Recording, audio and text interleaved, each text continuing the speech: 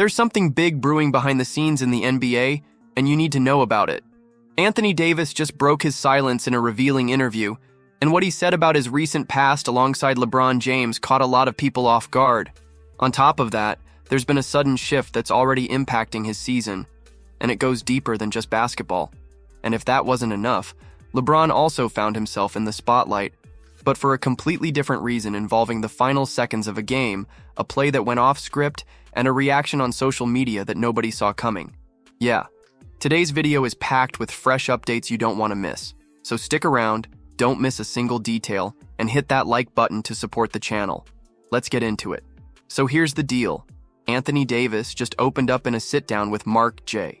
Spears from Anscape, and yep, he addressed the elephant in the room, the blockbuster trade that sent him packing from LA to Dallas in exchange for Luka Doncic.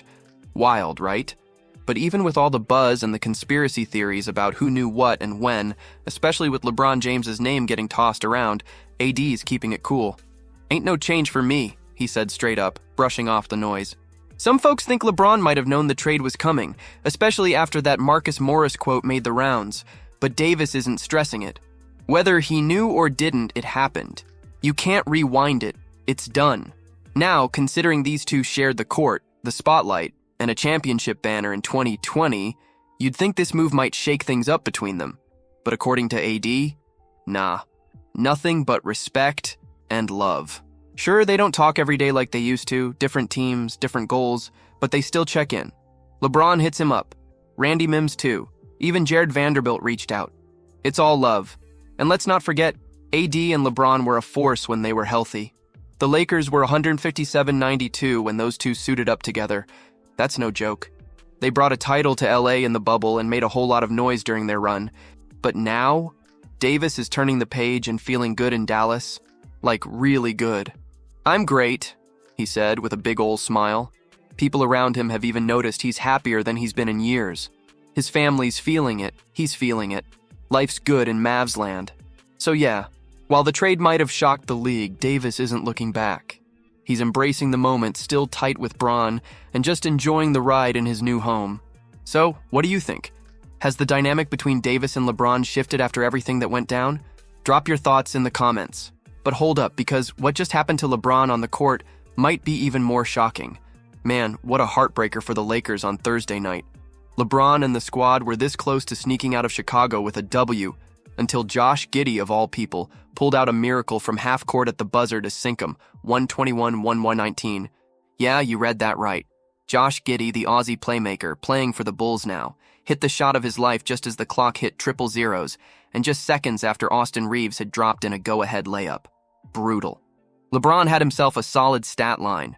17 points, 12 dimes, 5 boards. Not bad, especially coming off his own walk-off game winner the night before against Indiana. But he didn't dodge the accountability train after this one, because there was a late-game collapse that had his fingerprints all over it. With just 12 seconds left, LA was up 5. Game in hand, right? Nope. LeBron sagged off Patrick Williams, who buried a clutch 3 to cut it to 2. Then, in a moment that felt straight out of a nightmare, Bron turned the ball over on the very next inbound, leading to Kobe White knocking down a cold-blooded 3 to flip the game. And that set the stage for Giddey's heroics. After the dust settled, LeBron hopped on X, Twitter for the olds, and responded to a friend who was roasting him for the blunder. And hey, full credit, he owned it. "Yeah, that one was on me for sure. That won't happen again," he wrote. "My bad for FKN your 8 hours of sleep up." Classic Bron. Since coming back from a groin strain that had him out for 7 games, LeBron's looked a little off. He's putting up 17.8 points, 7.5 boards, and 5 assists over his last 4 games, but the shooting? Just 42.4% from the field. Compare that to his season-long numbers, 24.5 points, 8.2 rebounds, 8.5 assists on 51.2% shooting. And yeah, it's a dip. Next up for the Lakers is a big one on Saturday night against the Memphis Grizzlies. Both teams are knotted up for that 4th seed in the West, and just to spice things up, Memphis just fired head coach Taylor Jenkins. Enter Thomas Isolo, who'll be making his NBA head coaching debut under the bright lights. Buckle up.